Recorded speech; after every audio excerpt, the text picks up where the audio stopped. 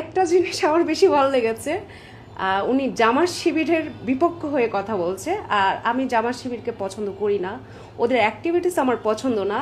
উনি সেটা মানে ওনাদের হয়ে উনি যে কথাগুলো বলছে বা এই দুর্দান্ত সাহস যে ওনার আছে, আমি ওনাকে স্যালুট জানাই। সো এই এই দম থাকা লাগে, সাহস থাকা লাগে, আর আমার মধ্যে ওই সাহসটা আছে। আমিও কিন্তু অনেক লেখালেখি করেছি আমার ফেসবুকে তাদেরকে নিয়ে, কারণ তাদের কথা কাজে কখনো আমি মিল পাইনি, এবং তাদেরকে অবশ্যই আমাদের রুখতে হবে। আমাদের সময়ে জি। আমরা ওইভাবে তাদের রুখতে হবে, কারণ আমাদের দেশ বাঁচাতে হবে। ঠিক কথাই কইছস, কারণ জামাত শিবির সবার পছন্দে থাকে না। আর তোরার মতো চামড়া ব্যবসায়ী জামাতের বিরোধিতা করবে, এটাই স্বাভাবিক।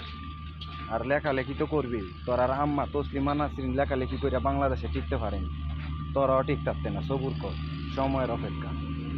বাংলাদেশে ইসলামের রাজ কায়েম হবে ইনশাআল্লাহ। তোরা ঠিক থাকতে না, তোরাতে বড় বড় রাম বাম রয় ঠিক থাকছে না, তোরা ঠিক থাকবি না, খালি সময়ের অপেক্ষা।